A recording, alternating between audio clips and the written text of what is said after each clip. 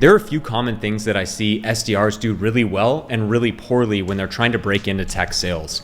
I think the biggest thing that I see repeatedly is that, in a good way, a lot of SDRs put a lot of time and attention into how do I do this cold call? How do I present my past experience? But I think the biggest thing that people struggle with if they're trying to break into the industry or maybe change careers into sales altogether is really putting themselves in the mind of a recruiter and what they're actually looking for. And not just what they're looking for, but what their motivation is when hiring someone for a tech sales position. We recently crossed over 1,000 students on our platform, higherlevels.com, of folks that are breaking into tech sales. And I wanted to take a chance to sit down with someone on our team, Ryan Crandall, who has over a decade of experience as a recruiter and also has past sales experience as well. For those of you that are trying to interview, trying to make that resume perfect, trying to really get your voice heard throughout this interview process, he's gonna break down from the side of an actual tech sales recruiter, the things to really keep in mind, the things that many people miss more times than not when they're trying to perfect their own story, but forgetting about what's most important for the companies and the people that they're talking to. Lastly, I did want to mention before we dive into it,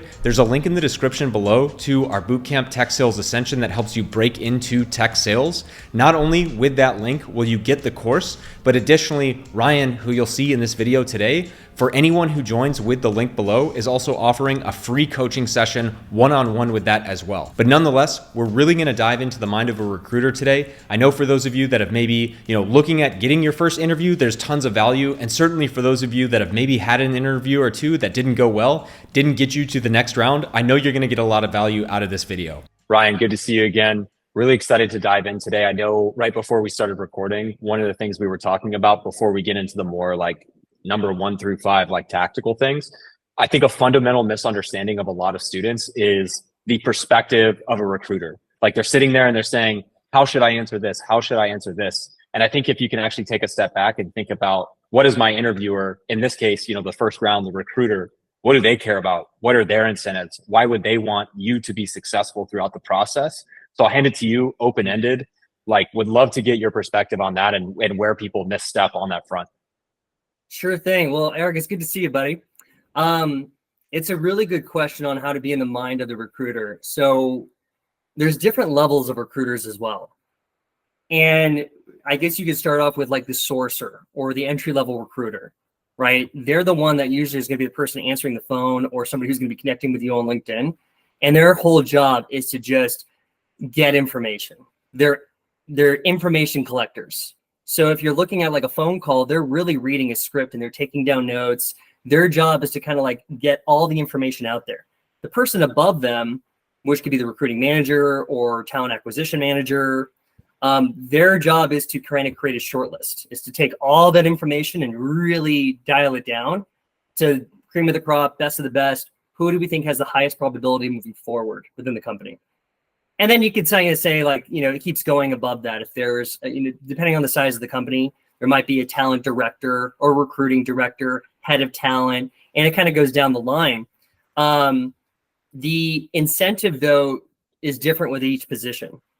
Usually a sourcer or an entry-level recruiter, they're just testing the waters. I don't really know. I would say 5% of recruiters who start off didn't think they'd be recruiters down the road. And so maybe it's a job for them that they're just getting into sales. They're learning how they're, maybe fresh out of college, fresh into that industry, right? So they're still figuring it out themselves too. The recruiting manager is the next level above. And I would say that that's one to focus on because you're going to probably talk to them one-on-one in the video interview. That's really where they're going to be at. And their whole job is to make sure that they're building the business from the inside out. They're positioning you on the appropriate teams. They're setting you up for success, right? They're setting the company up for success because they get paid, depending on the company. It's not all the time, but usually they get paid a base salary and a commission based on when you join, but also the retention. So there's the retention part. And that can vary between 3 to 6 months, 60 days, 3 months, 6 months, or there's a bonus plan or something like that, but that's on average. So they have to make sure that you're going to be able to say it's a salesperson, for example, right? And usually 90 days is a good benchmark if somebody's going to make it or break it.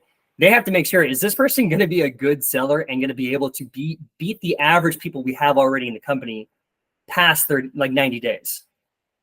Yeah. So that's what they're looking at, is your probability of success within the company. Doesn't mean you could be an amazing salesperson and maybe not be the best fit for their company culture, right? You're just not going to resonate with the teams. So they're looking at, number one, yeah, your experience. Do you know the tools? What is your learning curve? Like, how fast can you learn our product, systems, tools, just our jargon, our leadership, how we do things. And then also, like, yeah, looking at, can you get the job done, your experience, but also, are you the best fit company culture wise? Are you going to resonate on the team we put you in? Is it going to be synergistic? Because if that's synergistic, you're going to be there long term. You're going to like the job. They get paid. And a lot of it's by intuition sometimes. There's a lot more now AI generated. They do personality tests. They do a few other types of tests that have you do a questionnaire, and it kind of spits out a probability of like, oh, this person's 95% going to be a successful salesperson. And so this is becoming more and more popular with AI, but those are the general ways that you can see being in their mind. They want your success. They want your success. They want your retention, but that's what they're looking at too. And that's how they get paid. Yeah. And I think, like, just recapping, because a lot of great stuff there. Like, it's one thing to be able to perform. I think what we'll break down to is the difference between maybe like a good performing rep that's not a culture fit, and maybe some missteps you see there. But also, when we're thinking about this too, and maybe a good next step, I know another example we talked about, right? Just a reminder to everyone of I think a really important thing you said. A lot of recruiters are ultimately paid out on the longevity with which you have at the company. So if you don't make it 3 months, 6 months, then they don't get paid. And that's something that they're filtering in the back of their mind. At this point, we've had 1,000 students. You're running weekly live calls, right? Could you maybe think of an example where someone is showing good sales skills, but maybe presents a risk of maybe, they're not going to make it 3 to 6 months, or maybe they're just going to chase the next offer in their inbox? Like, any red flags or examples come to mind? There's a few examples. There's some great, I would say that 5 to 10% of people are natural salespeople, and you can kind of feel that. Doesn't mean everybody else is like not destined to do it. You just have to learn some skills to do it. You have to start learning some new habits, kind of modeling and mimicking yourself after other successful people. Other people kind of they naturally have the inclination.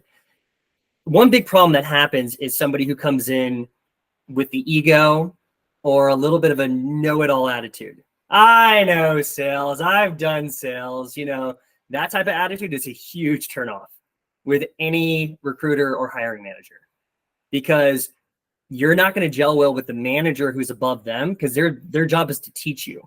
You're not going to adapt to their systems. You're not going to adapt to their culture. You're not going to take it seriously on the training that they have of what their highest producers do.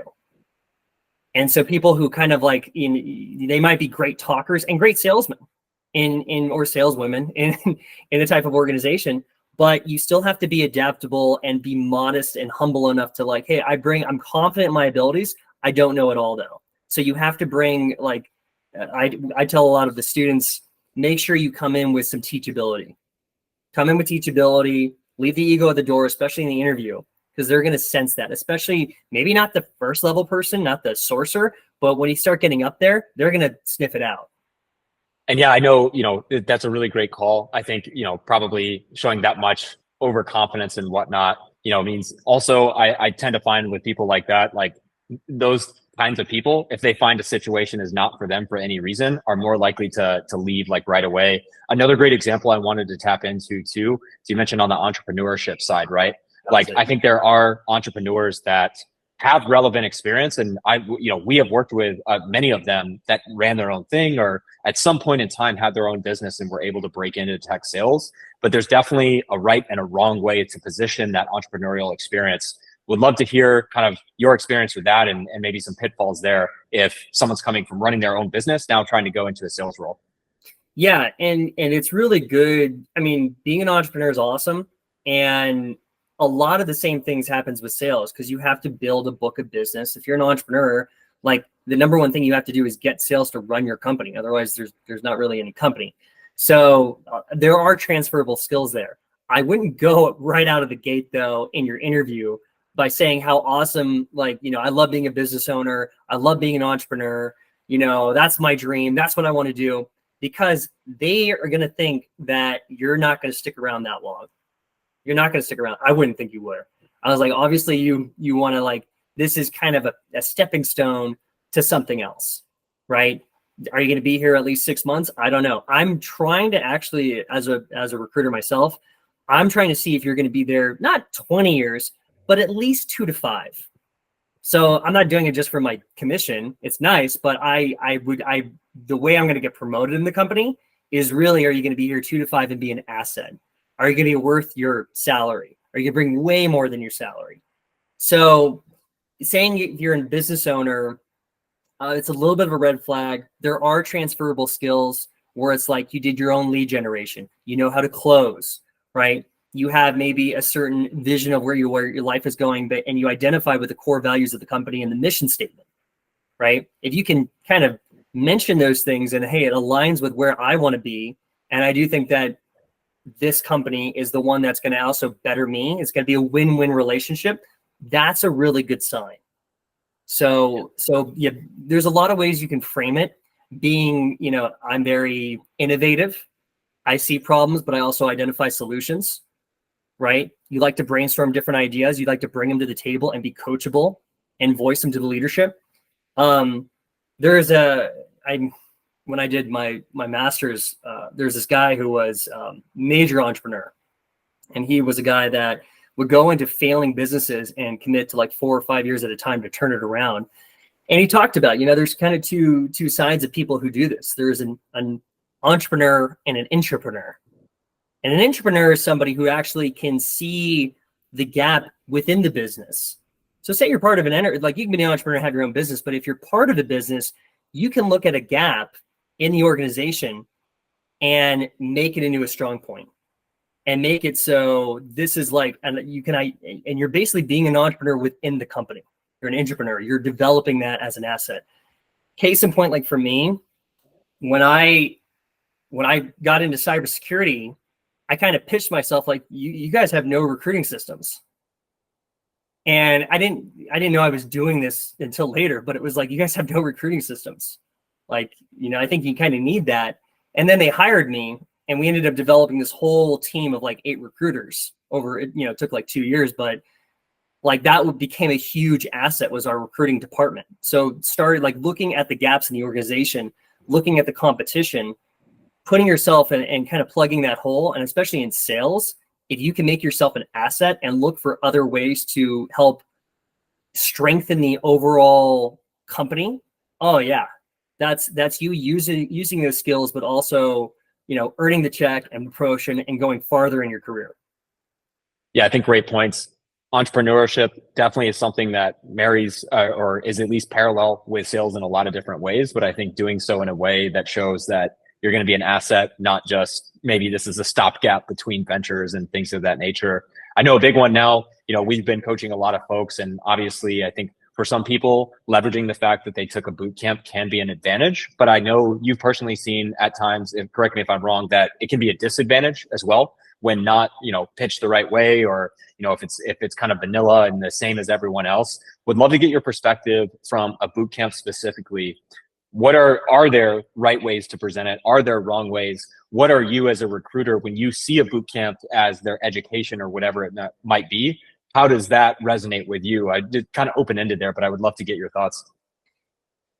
It's an interesting question, because I get the whole range of resumes, and doing a boot camp is totally fine. It really matters on how much information you retain, how much you actually bring on. It's going to, like we talked about, kind of your learning curve. Is it going to be where you can start off right away without needing too much training? The onboarding session of a new company can range, but usually on average, it's like 2 to 3 weeks. So within 2 to 3 weeks, are you going to be caught up with other people who might have experience, right? So this is the same thing where what happens with people with like masters and PhDs. They already know it all. And then you ask them, what did you learn? And they draw a blank sometimes, which unfortunately happens. It's a little awkward sometimes, where you kind of just throw it back to them like, oh, what did you learn? What did you like best about your education. What skills did you learn from that you can transfer here? So with the boot camp, number one, if you're going to choose a boot camp, make sure that, does it have results, right? It's put on by the leadership of the boot camp should be people who have what you want, who have been where you are, and that's just with life, I think, and that have results. And then the second thing, if you're going to have that on your resume, make sure you have some stuff to back it up in terms of like, you can walk the walk and talk the talk. So you can talk about some of the tools that you've been learning. And you don't need a lot. I would say just give 2 or 3 examples. It's like, don't overwhelm yourself with getting tied up about it. But if they ask, I saw you did a boot camp. Can you tell me a little bit about it? Sure. Yeah, this is what we learned. These are the tools that we learned about. Here's who we networked with. And I would say that that's a strong point too, is your network can be an asset. So that's and the same thing with any type of educational thing, your alumni, right? That can be an asset as well. So kind of mentioning maybe a few of those points, some of the benefits from the bootcamp, what you took away, and then demonstrating that in kind of that mock sales call, the mock sales call that they always talk about. We have to do it, and it's not that hard, but as long as you can demonstrate you can do the job, that's great. So boot camps are worth it if you can kind of back it up that way. Yeah.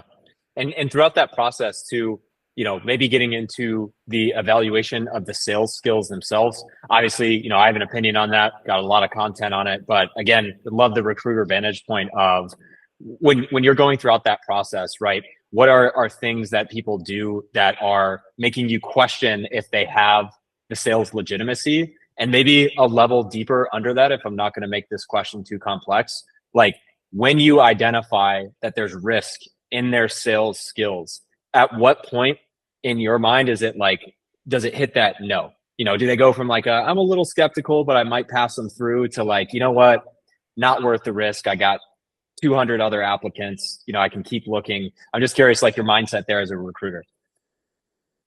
Yeah, I would say there's a lot of red flags that can come up in any type of interview, but number one is like obviously first impression. That if they give a negative first impression, the first impression is like the first 20 seconds, then it's kind of a little bit tough where if I put you on a sales team and you're just making negative first impressions, that's a hard thing for me to kind of like fix, or the sales manager to fix. Like how you start off in the interview really, really matters, right? Do you start off with a smile? I know we're all on video, but it's like kind of basic stuff where you don't have to have like, I know my background's terrible, it's very vanilla, but but like are you professional? Do you give off that vibe? Are you able to be on time? Are you able to give a good first impression? I would say a big red flag that happens near the end is when somebody's really asking about the salary way too soon and is really fixated on it. Like it's definitely good to know what it is, what the range is, totally appropriate. Nobody wants to waste their time or your time or anything like that. But if you're kind of pinching pennies and starting to like really ask like 3 questions about salary and all this stuff, I kind of know where your motivation lies.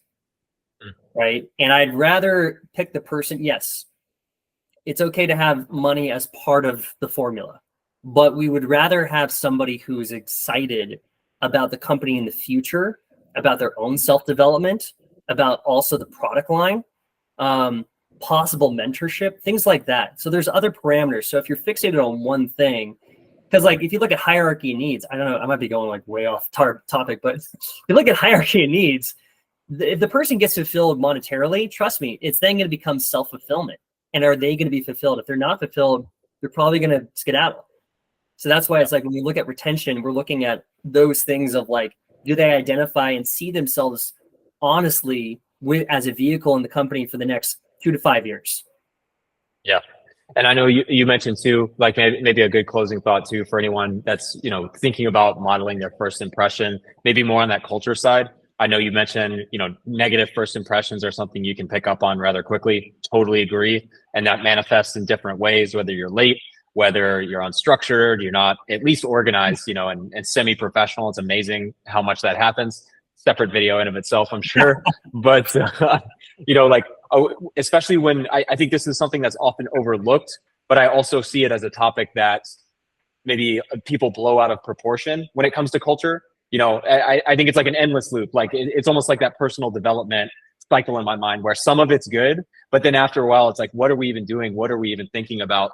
So anyway, all that to say, like on the culture side specifically, how would you maybe succinctly explain to someone who's worried about trying to be a culture fit, or a company that says, hey, we're all about our culture, like how do you even try to align to that to fit into a company culture? And conversely, how would you eliminate yourself from small behaviors that you may not be aware of?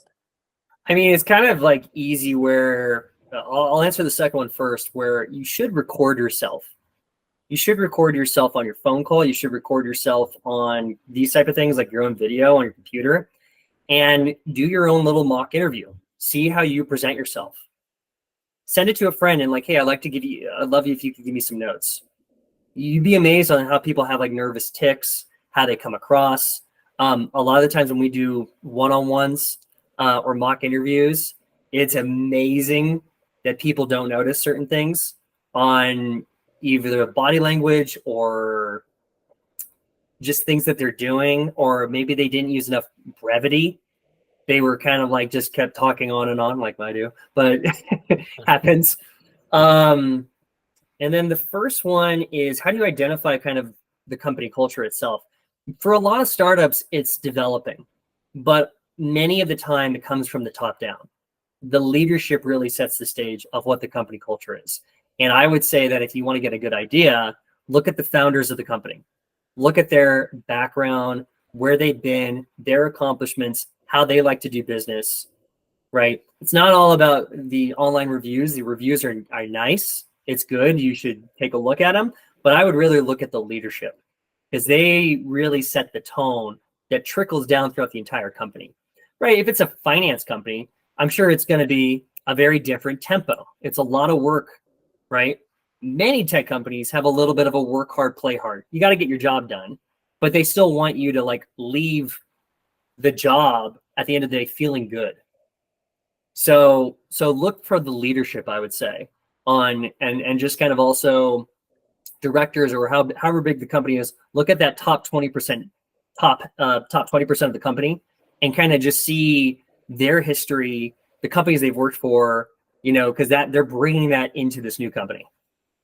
Yeah, absolutely. I think there's a lot of information out there. And also, I think, to be honest, I mean, correct me if I'm wrong, I would say in my own experience too, I do feel like having a positive attitude, like being concise, and, to all the points you mentioned, preparing ahead of time, recording yourself, and less is usually more in these types of situations. I don't want to oversimplify it, but I do think just showing up to all the points that we mentioned before, like, correct me if I'm wrong, gets you 80% of the way there, right?